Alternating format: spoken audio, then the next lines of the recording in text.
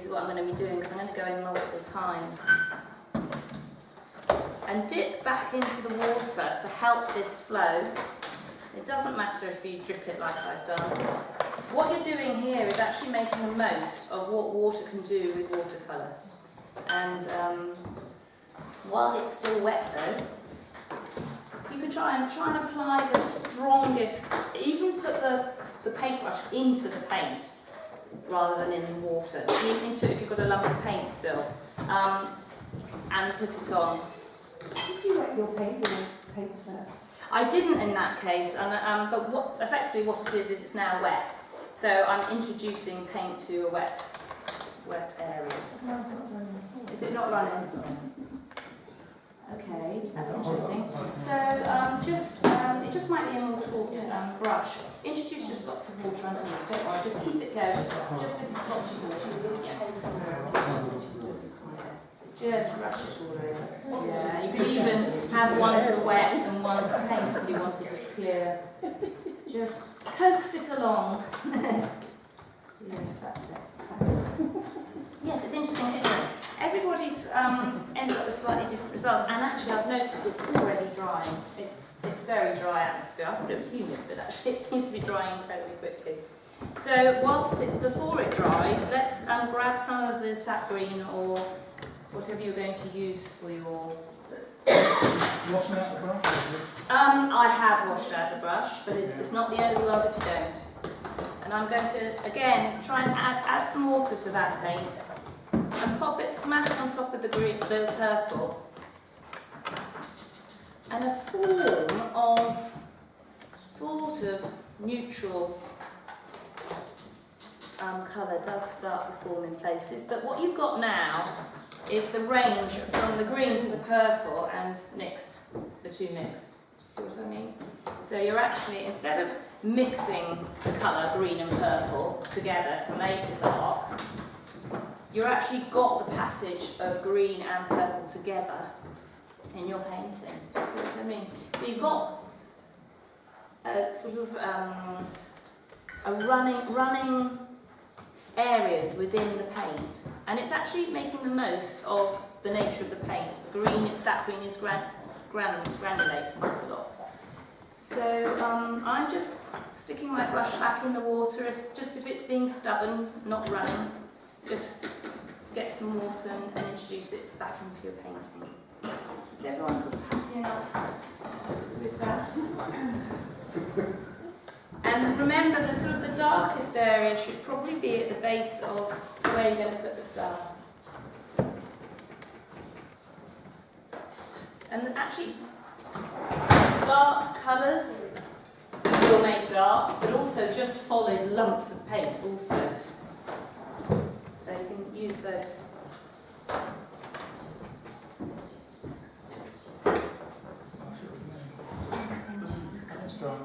It's drying very quickly, isn't it? You can reintroduce water time and time again to this. That's the great thing about watercolour wash. So whilst I know you don't have it, I'm just going to pop some granulation medium just to show. You can come up in the break and see what it does. Effectively, adding granulation medium to granular paint, you'll really see the passage of it. It's just like, I enjoy geography, and you know, this is granulation medium, and all sorts of people make it. This is Winsor & Newton. It's again talking about texture and trying to make the paint, all the behaviour of the paint shine forth, so to speak. So I'll add a bit more, just so you can see. So it is a bit of a different approach, you may see. On top of that texture, I've actually brought some salt. Have people put salt in watercolour before? Yes. I mean, I find that often the foreground can do with salt because that obviously it adds detail. You tend to have detail closer to you. However, also when we get to the tops of the trees, that's quite useful to use salt to create the leaf effects. But you're very welcome to pass these around. The coarse salt is it won't sit on my painting because it's so steep. but I'm going to use some of this table salt, which is finer. And you just tip it in your hand, and then what happens is the salt, it sucks the water up around each of the granules. I'm thinking a bit about where I'm going to put it, rather than putting it everywhere. And I'll show you this painting is a good example of what it does. Rock salt creates really strong pock marks, effectively. Good for fields, but also rocks, lichens, and shorelines and things. So, that's rock salt. And then fine table salt, well, you'll see, hopefully, what it's going to do.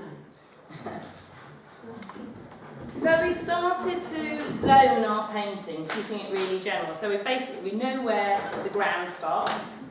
We know where the lightest light's going to be. It's going to be right next door to this horizon.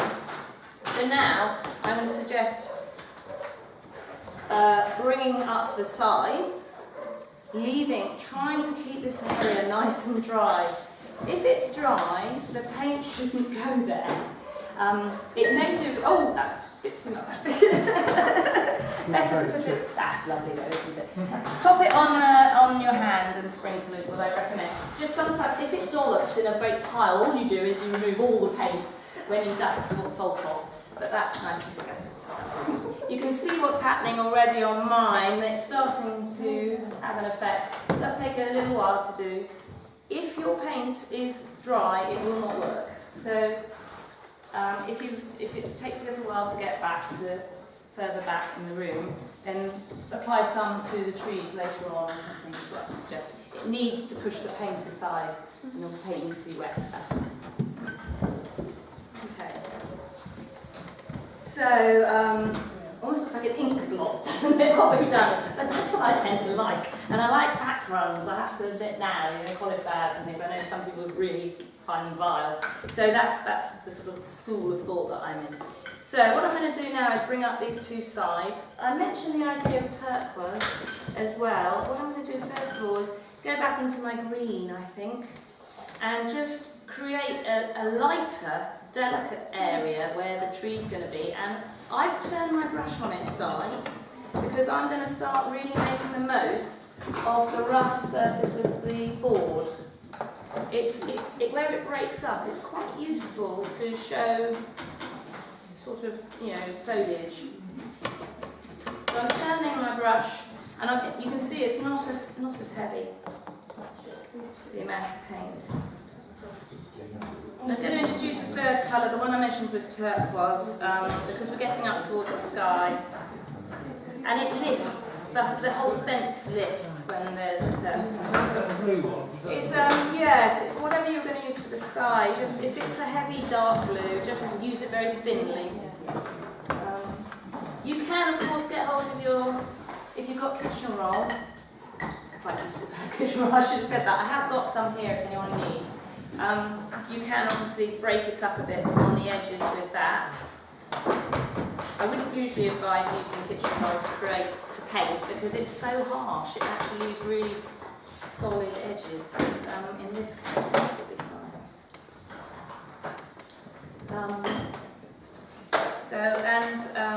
Once you started doing that, I would probably just make the lower part a little bit darker, so we've got a gradual transition to the tree. So I've just added on an extra little bit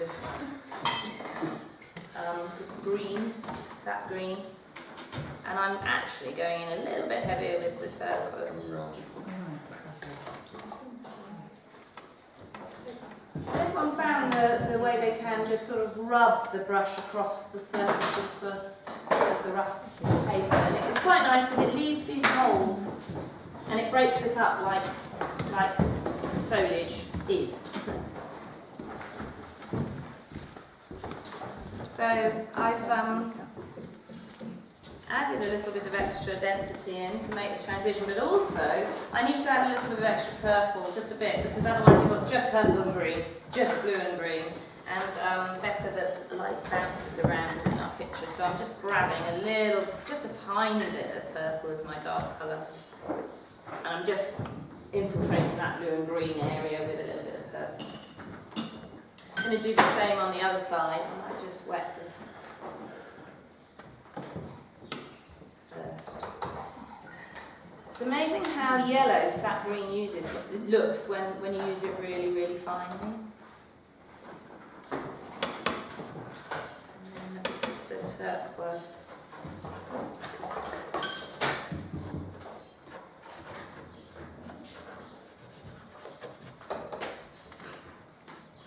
And then I'm going to just put a little bit of purple back in the lower part.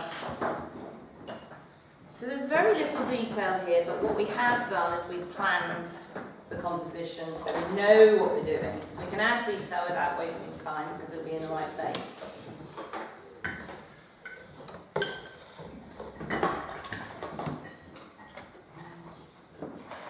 And if you want to, you could always grab a little bit of lemon yellow if you want it to go up to, right up to sort of a very pale colour at the top.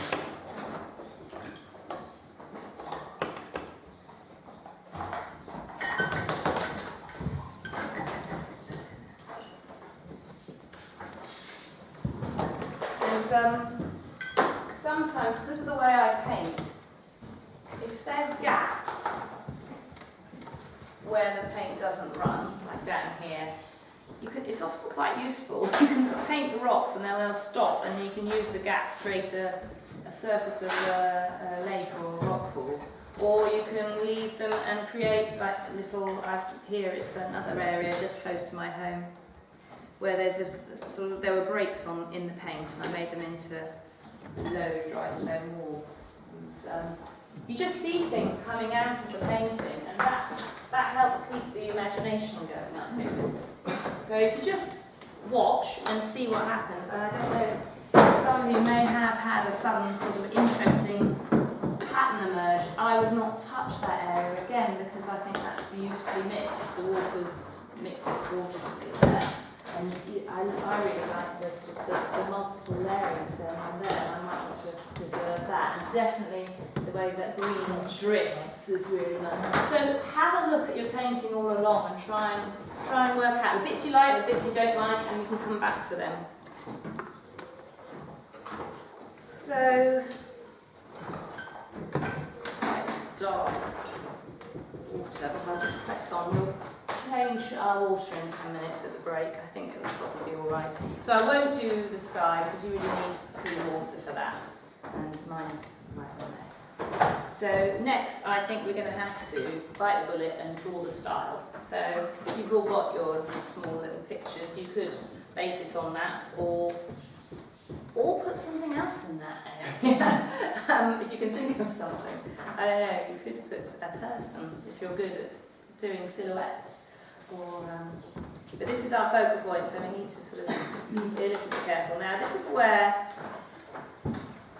the flat brush comes into its own, because you can draw tree trunks or logs, or in this case slats of a gateway very easily, just literally almost like printing. In fact, printing makes a really nice texture sometimes. And your focal point is starting with the centre of the style, or? I'm not worried. I'm going to just build it up as I see fit. It will end up being slightly different. I think the important thing with anything you do is to make sure not everything is regular, because repetition can sometimes be a little bit boring. So I would just try, and if you're going to put more than one, say you're going to put a bit of a fence across, you could do a fence. I mean, I would tend to try and make the fence rise in one area, lean the fence posts, make some lighter, some darker. Because it's quite a simple idea. That's just the mode. At the moment, I've just put the mode, but what I'm going to do is I'm just going to go in and grab the green as well, because intense green and mode together is just black. It's a really good black. It's like the Viridian Elysian Crimson black. Have you tried that? I mean, you can form blacks in many ways. So, just putting my stile in. It was on its last legs. It's quite nice to have something just falling over. So it's obvious where the focal point is when you do it, paint that thickly. It's it really stands out against that background.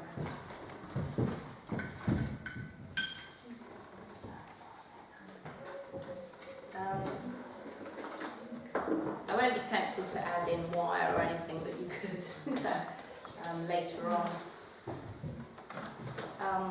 It was actually a kissing gate, this one, so it's quite a complicated arrangement. I'm not sure. Shall I try it again? Yes, I think I'll try it. I'll try and make it a kissing gate again.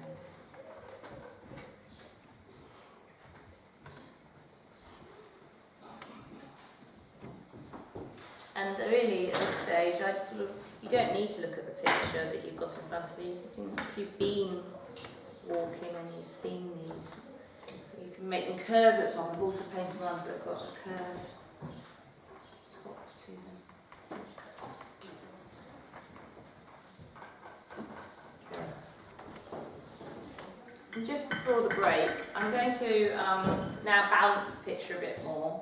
So if you've got your stile in situ and you put a little bit of purple and a bit of green together again, so we're limiting the palette. Then after that, what I'm going to do is just show you, and you don't have to do this before the break, I think we'll break very shortly. I'm going to just show you the first tree. I'm going to plant a tree. The way I do this is it tends to be, so I've noticed I've got a nice area there, I'm not going to touch that, I'm going to plant the tree over this side. And I'm going to wet, basically wet from where the tree's going to sit in the ground. I've wet it, and I'll show you why, because it's wet where the ground is, it's going to be dry where the tree's going, and you'll see that when that is the case, you get the sharpness of the area above where I've wetted, and then the softness of where I've wetted it, and it's going to plant the tree. So let me just show you a bit more purple. So this is the line where the water was put. It's just quite a useful little way of painting trees. And again, it's creating another horizon actually. And it's how I do, try and find, here we go.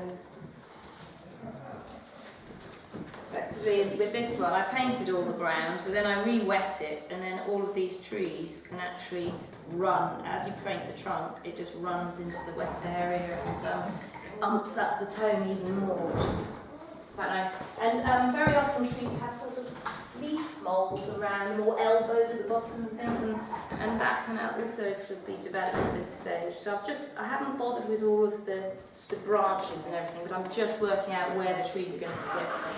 And again, even with trees, think about this gap and try not to replicate that everywhere else. So maybe place the tree quite far away on this side, but much closer on the other side, for instance. So what I would do again,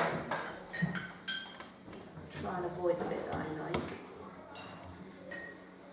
But on this side, I might just bring the tree in really quite close, so the gap is much narrower. It's a little bit more interesting. And I'm picking up the corner of the lump of paint, literally on my brush, so I've got neat paint. So now we've got everything from thin veils to a sort of solid paint, and that's the full range of watercolour. Yeah. So I've got a lump of paint in each of these wells, and I'm going in and grabbing actual paint on the brush. So it is like printing really, in a way. So these are two together. Let's just spread this area out. Unfortunately, the bit I've wetted is almost dry. Oh dear. Re-wet it.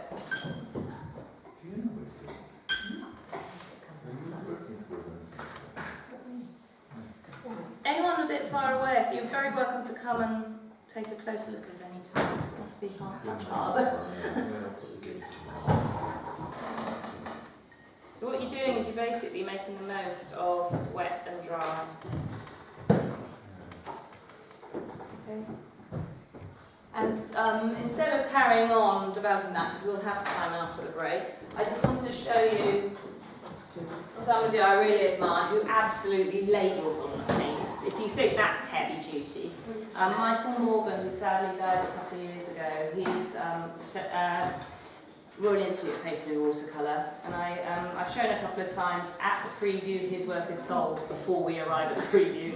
Obviously it's really irritating. But